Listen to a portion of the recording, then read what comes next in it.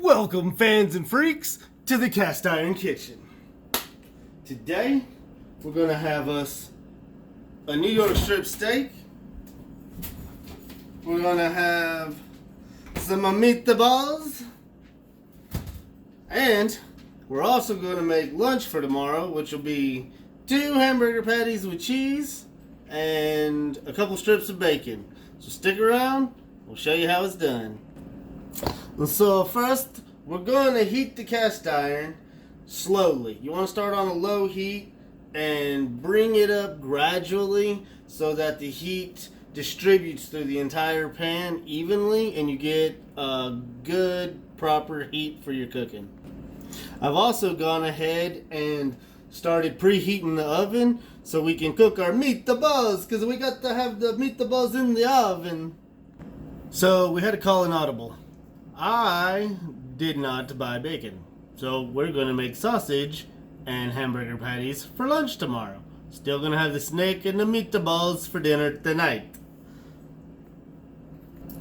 One thing that'll help, Kerrygold butter.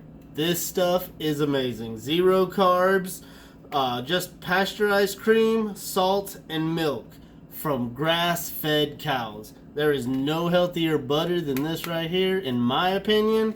And I love this stuff. I cook almost everything in it. I might deep fry this and eat it. Now we're going to put a little butter in the pan.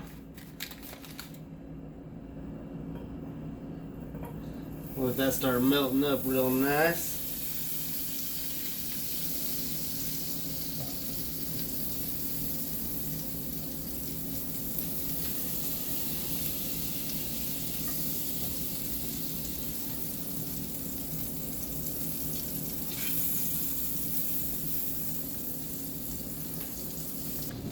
Now we're going to give that pan a minute to come back up to heat. You see it's starting to smoke a little bit. Now we'll go ahead and we take our steak and we slap her right down in there. Give her a little tap all the way around. Make sure it's pressed flush down on the pan. That way you get a good sear. I'm going to put a little salt on our hamburger patties. I'll stick them in the fire.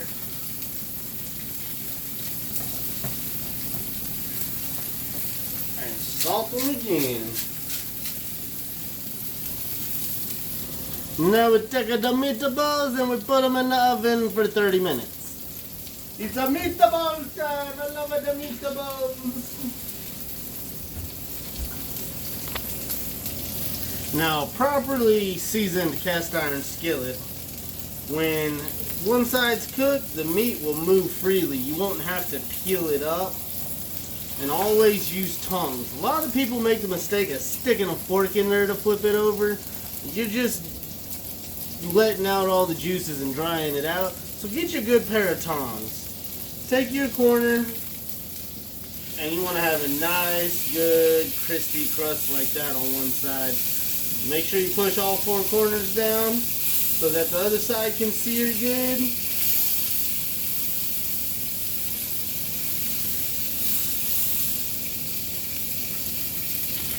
And me personally, when I'm cooking my hamburger patties, I like to not cook them all the way through, because I pull them out and let them rest and they will cook up a little bit more on the inside. But I try to keep a little pink on the inside, because tomorrow when I throw them in the microwave and reheat them, the middle will cook the rest of the way through and the burger will still be hot and juicy all the way through it. Little pro tip from a fat guy. Another fat guy pro tip: when you think the other side's done, give it a push. If it's released, give it a gander. Oh yeah, it's good and crusted up. A good way to tell how well the steak's cooked without cutting into it and looking at the pink, or sticking a thermometer in it, use this trick. Your thumb and index finger, feel this part of your hand right here. That is rare. That's medium rare, that's done, and that's well done. However tight that meat is, and I like mine medium rare. Yep, that's where we're at right now. Now it's very important when you take the steak out of the fire, and you set it on a plate, let it rest. Don't cut right into it. I know it smells good, but don't cut right into it because you want to let it simmer in its juices and come down to temperature on its own. Now you're going to drain off your pan to get the steak juice out of it. It's alright that it's still a little dirty. So we're going to throw us our sausage patties on there. And you want to turn the heat down just a little bit from what you had it on the steaks, because you want your sausage patties, because I cut them thick, you want them to cook through without burning the outside.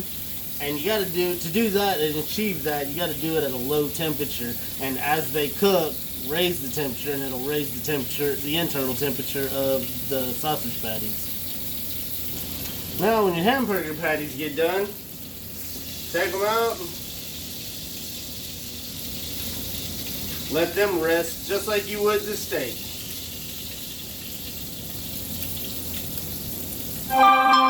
That way they can rest and cool down, and you get ready to put them in the fridge for tomorrow's lunch. Now once all the stovetop food is done, remember when you're cooking with cast iron to always clean and season it right when you get done with it. Letting it set and build up rust, it's no good. Remember, if you take care of your cast iron will take care of you. Go ahead and box up lunch for tomorrow.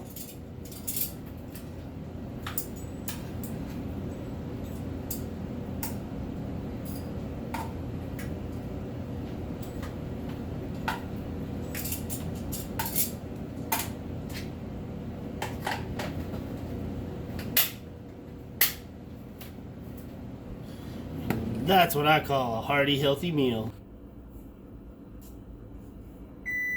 Ooh, the meatballs are ready.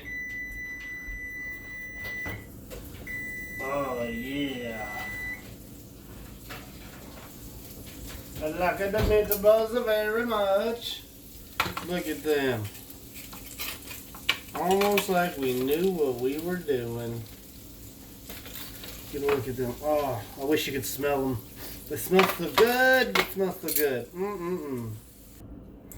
Now, my friends, that it's all plated up, we're gonna have ourselves a. Oh, look at that. Nice and pink. Oh, it's so good. I'm gonna go destroy this.